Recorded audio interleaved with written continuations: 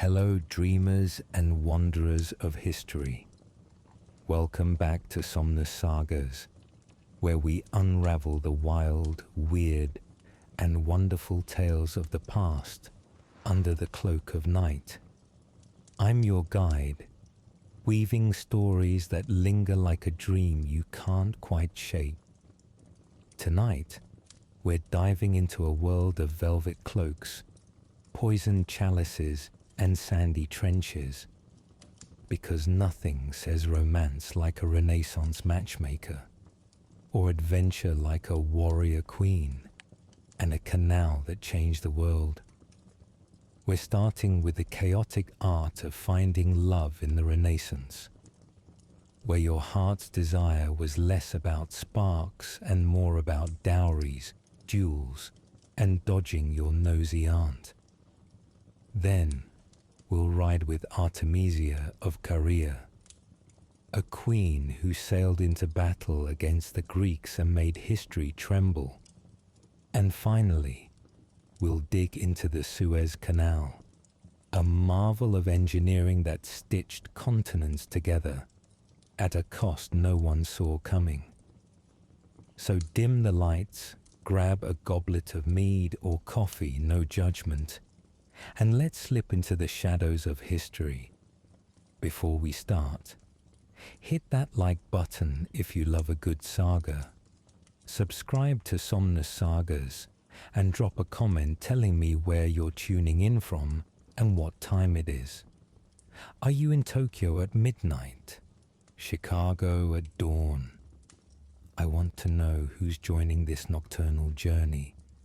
Now, let's begin. Renaissance romance, love, contracts, and a suspicious amount of velvet. Picture this. It's 1547 and you're in Florence, Venice, or maybe a muddy village in England. You're young, your heart's pounding for someone across the marketplace, and you're ready to confess your love with a lute serenade. Except, hold up. Love in the Renaissance isn't about candlelit dinners or sneaky DMs. It's a high-stakes chess game where your parents, your priest, and a creepy matchmaker are all moving the pieces. Forget butterflies. This is about land, lineage, and not getting poisoned at your own wedding. In the Renaissance, dating wasn't a thing. You didn't swipe right or ghost someone after a bad date. Marriage was the end game, and it was less about soulmates and more about sealing deals. If you're a noble, your betrothal was probably inked when you were still tripping over your own shoes. Your future spouse, you might meet them at the altar. And let's just say chemistry wasn't on the guest list. For peasants, things were slightly looser, but only slightly. Your family still picked your match, and love was a nice bonus. If you're lucky, you might grow to tolerate each other by the time your third kid arrives. So you're smitten. Maybe it's the way they adjust their velvet doublet, or how they haggle over a sack of turnips with unmatched swagger. Your Renaissance heart skips a beat, but slow down, Romeo, before you even think about whispering sweet nothings. You need to ask, what's my dowry situation? If your answer is, I'm charming and I can juggle, take a seat. For men, you needed assets, land, coin, or at least a horse that doesn't limp. A charming smile. Cute, but it won't buy you a bride. If your family's short on gold, you might be eyeing the monastery or a one-way ticket to the new world. For women, your dowry was your ticket to the altar. Money, linens, maybe a cow or two if your dad's feeling generous.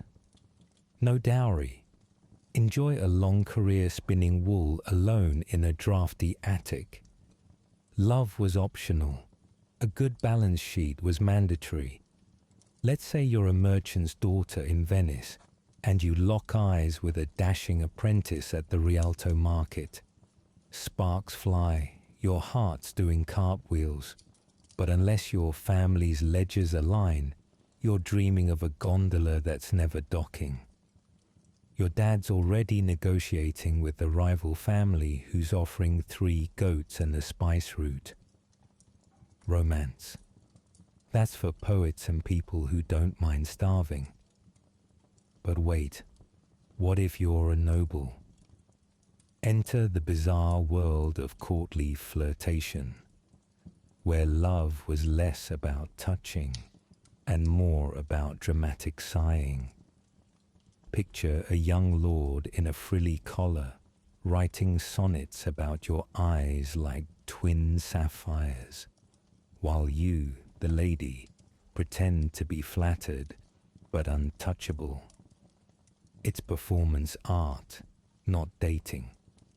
You might dedicate a tournament to her, joust in her honor, or gift her a perfumed glove, because nothing says, "I'm into you," like slightly sweaty leather. She responds with a coy smile or a ribbon, but actual contact, that's a scandal waiting to happen. Courtly love was all about longing, not landing. Now, let's talk matchmakers, the Renaissance equivalent of a meddling algorithm. These were usually older women.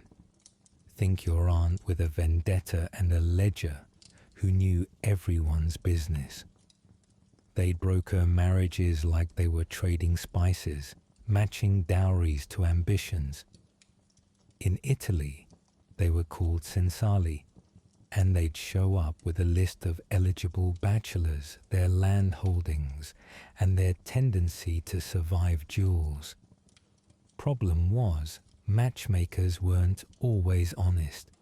You might end up betrothed to a guy who owns a vineyard, but actually just has a backyard grapevine and a gambling debt. So you've got a crush, but you can't just slide into their DMs or their garden. Enter tokens, the Renaissance version of texting heart emojis. You might send a lover a ring, a lock of hair, or a creepy miniature portrait of yourself. These were subtle, or not so subtle, signals of intent, but they came with risks. Give a token to the wrong person, and suddenly you're engaged to a guy with a unibrow and a vendetta. Women gave tokens too. A handkerchief, a ribbon tied to a knight's lance. But it was all coded. Everyone knew what it meant, and nobody said it out loud. Plausible deniability was the name of the game. And don't forget the chaperones. You thought modern dating apps were intrusive. Try flirting with your mum, your priest, and half the village watching. Young women were never alone, ever. A walk to the well, your cousins there judging your posture. A dance at a feast, your dad sharpening his dagger in the corner. The church had opinions too, preaching against unseemly glances and writing entire books on why holding hands was basically a sin. Your love life was a group project, and everyone had veto power. But let's say you're at a festival, a rare moment when the rules loosen, and you can maybe, just maybe, make eye contact without starting a feud. Renaissance festivals were like Coachella with more plague and fewer flower crowns. There's music, wine, and someone juggling flaming torches.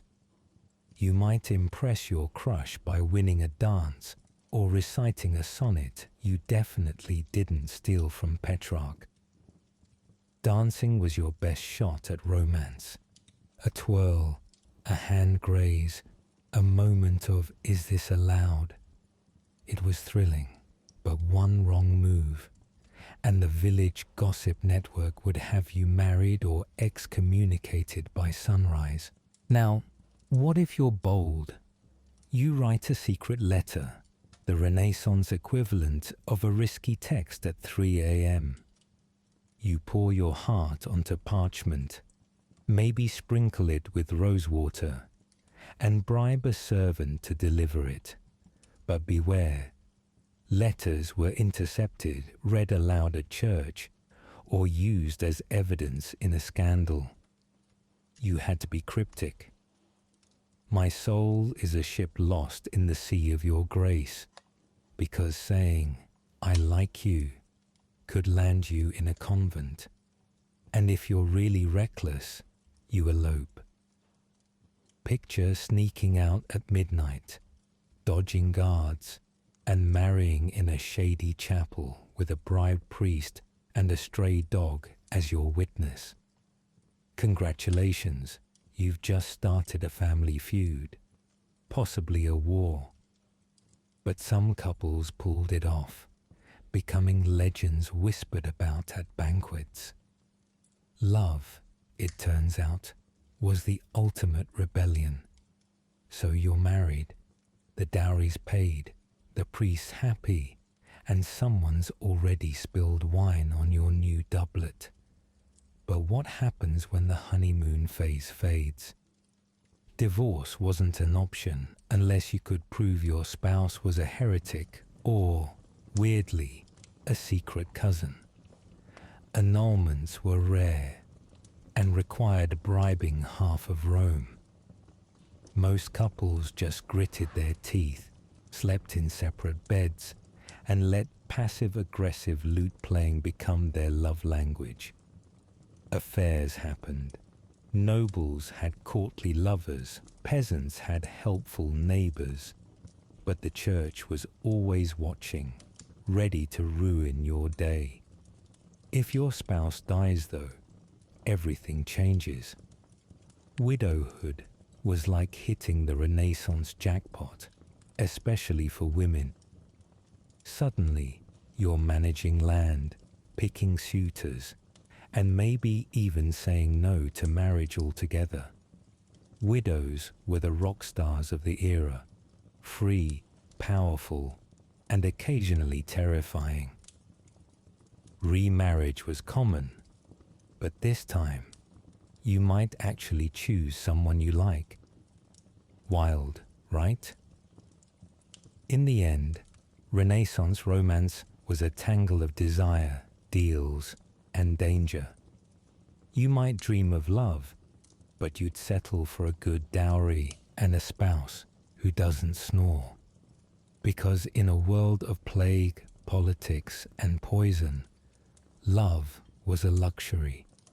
And yet, somehow, it kept sneaking through the cracks. But before you seal that marriage contract or sneak that letter, there's one more hurdle: the stars. In the Renaissance, love wasn't just about dowries or chaperones, it was cosmic. Enter the astrologers, the era's self-appointed love gurus who claimed the heavens had a say in your heart. Think of them as the Tinder algorithm, but with more robes and a creepy obsession with Venus. Astrology was huge in the Renaissance. Everyone from peasants to popes consulted star charts before making big decisions, and marriage was the biggest decision of all. You didn't just ask, "Do I love them?" You asked, "Is their moon sign compatible with my Saturn?" If you're picturing a bearded guy in a starry cloak muttering about retrograde, you're not wrong. Astrologers were part priest, part scientist, part scam artist, and they held your romantic fate in their ink-stained hands. Let's say you're a young Florentine hoping to woo your crush. Before you even think about sending a token, your family drags you to an astrologer. He unrolls a parchment, squints at the stars, and declares your beloved was born under a cursed conjunction. Bad news. Your love is doomed unless Jupiter aligns with Mars next Tuesday. Good luck rescheduling your feelings. If the stars approved, though, you were golden. Your parents would start negotiating dowries faster than you could say zodiac. Astrologers didn't just predict compatibility, they set the wedding date. The wrong day could mean a cursed marriage, barren fields, or a spouse who leaves dishes in the sink for eternity. In 1406, the Duke of Milan's astrologer delayed his wedding for 3 months because Venus was misaligned. Imagine explaining that to your fiancé. Sorry, darling, the cosmos says we're on hold. But it wasn't just nobles. Even peasants checked the stars, or at least paid a local wise woman to read omens in chicken bones or tea leaves. Superstitions ruled. A comet meant disaster. A full moon meant passion. And if a raven landed on your roof while you were writing a love letter, you might as well join a convent. Love was a battlefield, and the stars were the referees. Astrologers also sold love charms, amulets, potions, or weirdly specific rituals like burying a lock of hair under a willow tree at midnight. These were supposed to guarantee your crush's affection, but half the time they just guaranteed the astrologer's rent. Still, people bought in. A Venetian merchant once paid a fortune for a Venus talisman to win a noblewoman's hand, only to find out she was already betrothed. Oops. The church, of course, wasn't thrilled. Astrology flirted with heresy, but even priests sometimes sneaked a peek at the stars. After all, who wants to anger Mars? In the end, Renaissance lovers were at the mercy of the cosmos, or at least the guy with the star chart and a convincing sales pitch. So next time you check your horoscope for dating advice, remember, your Renaissance ancestors were doing the same, just with more velvet and fewer apps. The stage is set for the Battle of Salamis, a naval clash that would make or break the Persian invasion.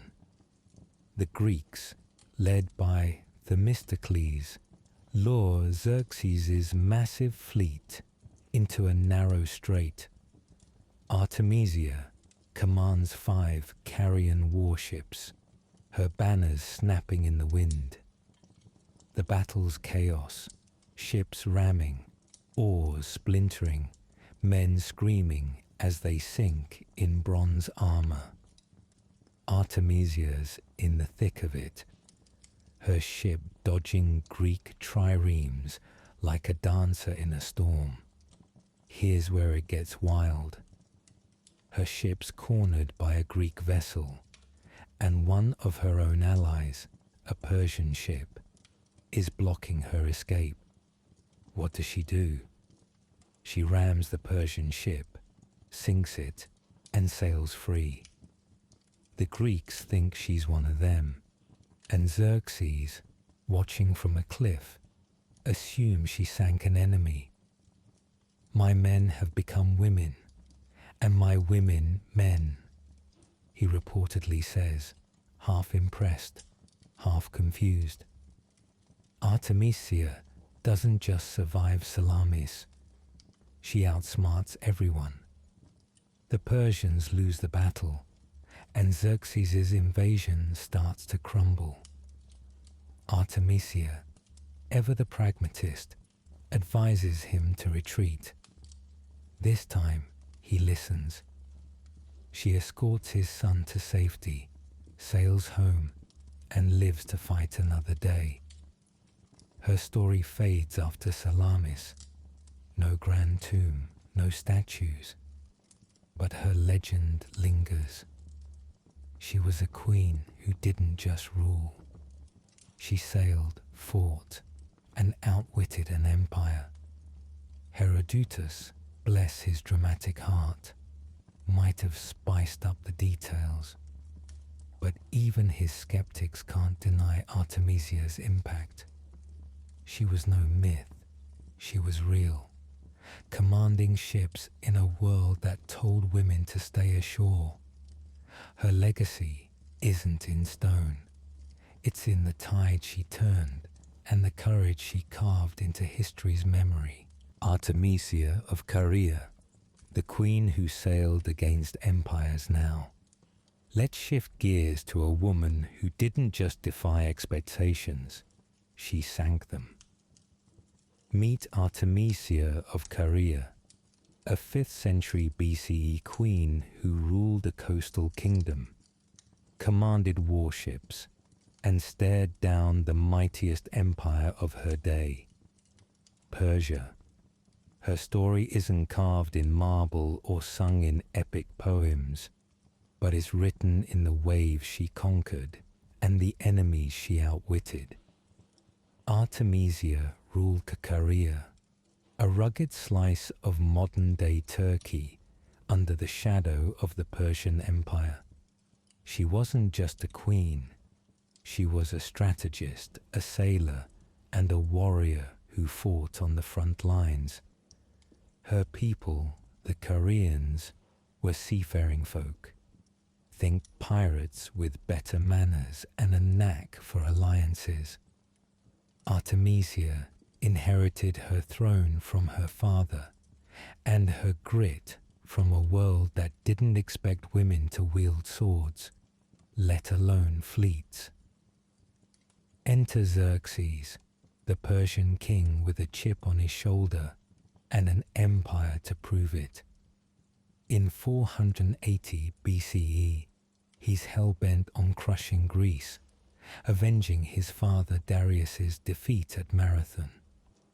He's got a massive army, a navy to match, and a plan to sail across the Aegean and burn Athens to the ground. Artemisia, as a Persian vassal, is summoned to join his campaign. Most rulers would nod, send ships, and stay home. Not Artemisia. She grabs her helmet, boards her flagship, and sails into war herself. Herodotus, our favorite slightly shady historian, tells us Artemisia wasn't just along for the ride. She was Xerxes' advisor.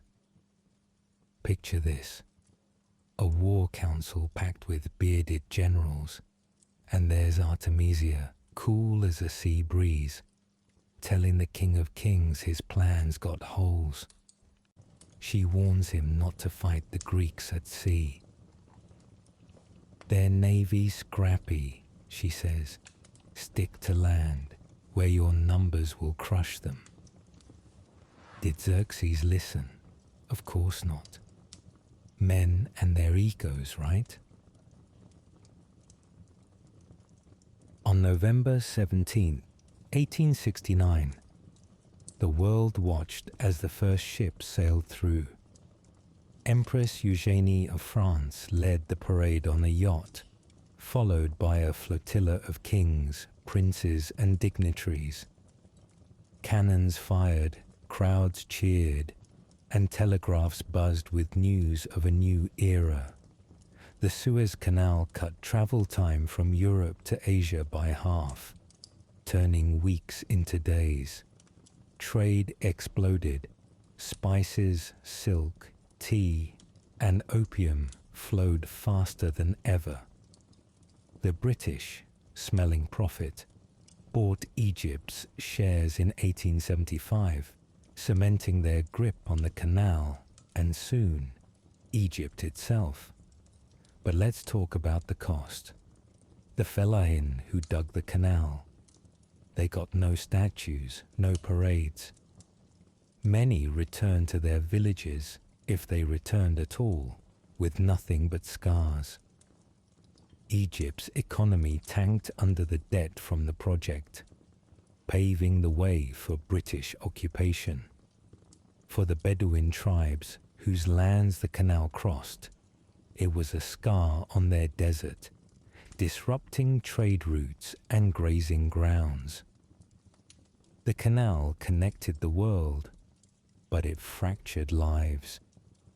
The Suez Canal wasn't just engineering, it was empire. It made global trade faster, empires richer, and wars easier to wage. When the British and French fought over it in 1956, it was no surprise. The canal was a lifeline for power.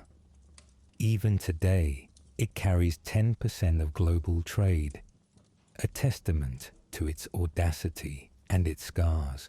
The Suez Canal, a waterway of dreams and dust.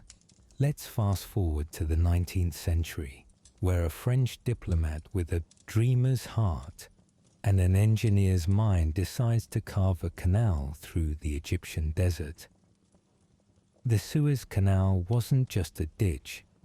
It was a bold, sweaty, bloody attempt to stitch the world together, linking the Mediterranean to the Red Sea, Europe to Asia, and ambition to reality. But like all grand dreams, it came with a price, paid in lives, land, and promises broken. In the 1850s, global trade is booming, but there's a problem. To get from London to Bombay, ships have to sail around Africa's Cape of Good Hope, a months-long slog through storms and scurvy. Enter Ferdinand de Lesseps, a French diplomat with charm, vision, and a questionable grasp of logistics. He convinces Egypt's ruler, Said Pasha, to greenlight a canal across the Suez Isthmus. It's a wild idea. 100 miles of desert, no shade, no water, just sand and ambition. In 1859, shovels hit the dirt. The Suez Canal Company, backed by French and Egyptian money, hires tens of thousands of workers, mostly Egyptian peasants or fellahin. These weren't volunteers. Many were conscripted, forced to leave their farms and toil under the sun. They dug with picks, shovels, and bare hands, moving millions of cubic meters of sand. The death toll. No one's sure, but estimates range from thousands to tens of thousands. Disease, heat stroke, and accidents didn't discriminate. The early years were brutal. Workers lived in makeshift camps plagued by malaria, dysentery, and scorpions. De Lesseps, ever the optimist, promised to progress, but the desert laughed. Then came the machines, steam-powered dredgers and excavators that sped things up but didn't make life easier for the laborers. By 1869, after a decade of sweat and sacrifice, the canal was finished. 102 miles of waterway, no locks, just a straight shot from Port Said to Suez. Before we wrap up, let's zoom out. Artemisia and the Suez Canal, both tied to a bigger story. The power of mobility and the voices history often ignores. Nomads like Artemisia's Carians or the Bedouin near Suez were the arteries of the ancient world. They carried trade, ideas, and defiance across deserts and seas. Their legacy isn't in temples, it's in the freedom of movement, the stories sung by campfires, and the women who led when empires expected them to kneel. Artemisia wasn't alone. From the Scythian warrior women to the Mongol queens who ruled while men raided, nomadic societies often gave women power sedentary empires couldn't imagine. The Suez Canal, too, was built on the backs of the marginalized, Egyptian laborers, Bedouin guides, whose names never made the headlines. History loves kings and conquerors, but it's the rebels, the workers, the dreamers who keep it alive. Artemisia sailed against the odds. The canal's laborers dug through despair. Their stories remind us the past isn't just written in stone. It's carried in the wind, the waves, and the hands that built the world. And there you have it, Dreamers, a saga of Renaissance hearts, a warrior queen's defiance, and a canal that reshaped the globe. This is Somnus Sagas, where history isn't just a story, it's a dream that lingers in the moonlight. What did you think? Did Artemisia's naval daring steal your heart? Or are you still chuckling at Renaissance matchmakers? Drop your thoughts in the comments and tell me where you're watching from. Maybe under the same stars as Artemisia sailed beneath. If you loved this journey, hit that like button, subscribe to Somnus Sagas, and ring the bell so you don't miss our next tale. Want more? Check out our playlist on warrior women or epic engineering feats. Links below. Until next time, keep dreaming, keep wandering, and may your nights be filled with stories that echo through time.